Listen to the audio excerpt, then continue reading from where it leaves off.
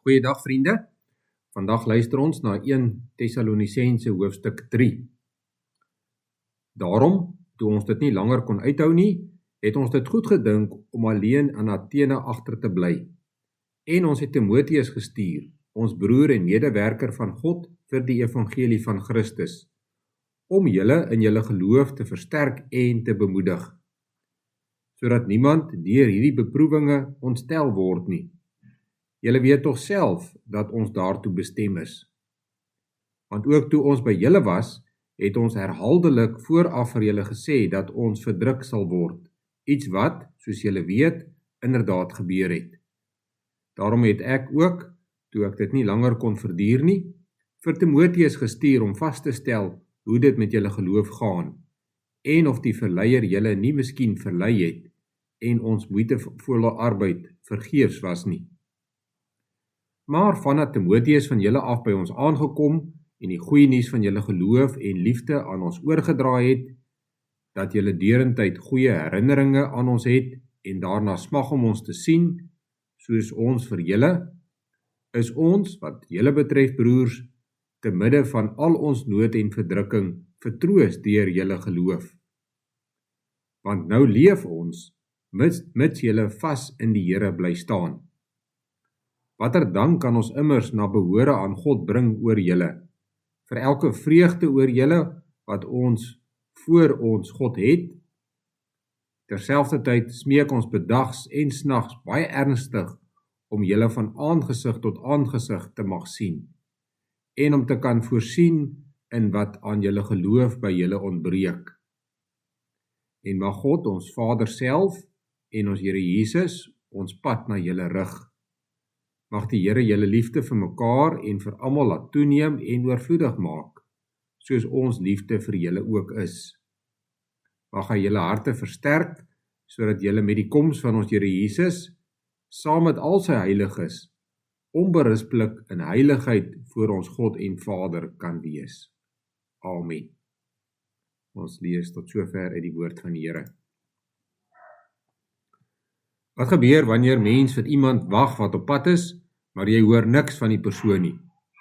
Jy weet dat die persoon gaan kom, maar jy weet nie wanneer nie.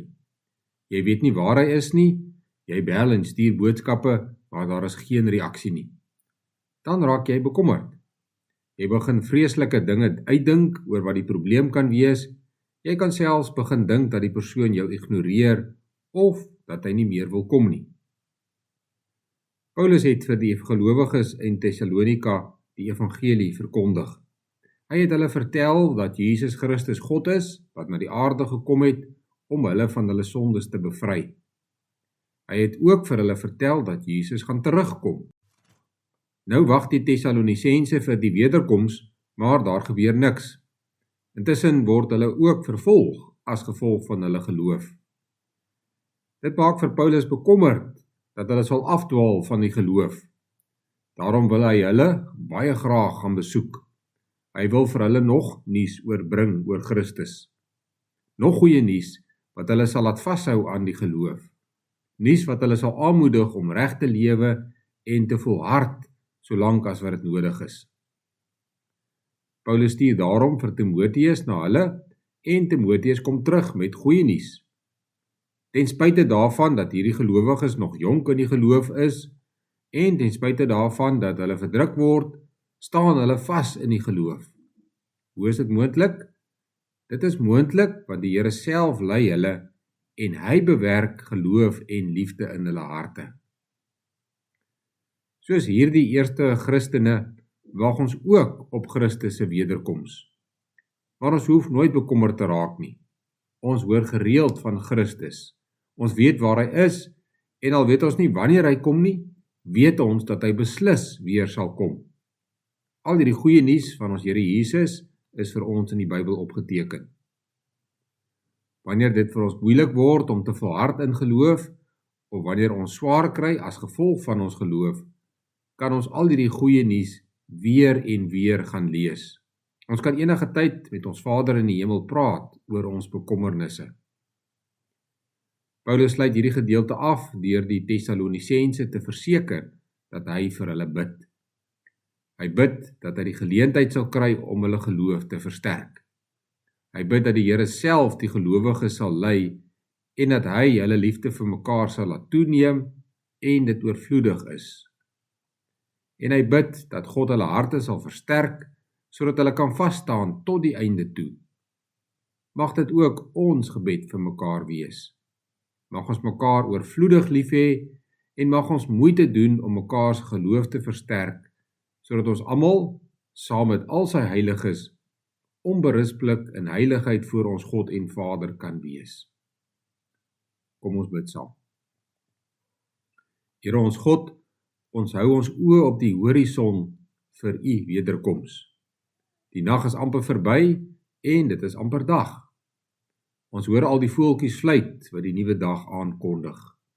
U herinner ons daaraan dat u koninkryk besig is om te kom en dat u koms naby is.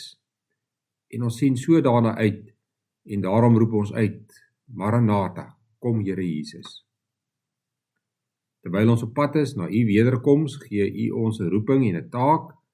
Ons vra dat u ons daarin sal seën.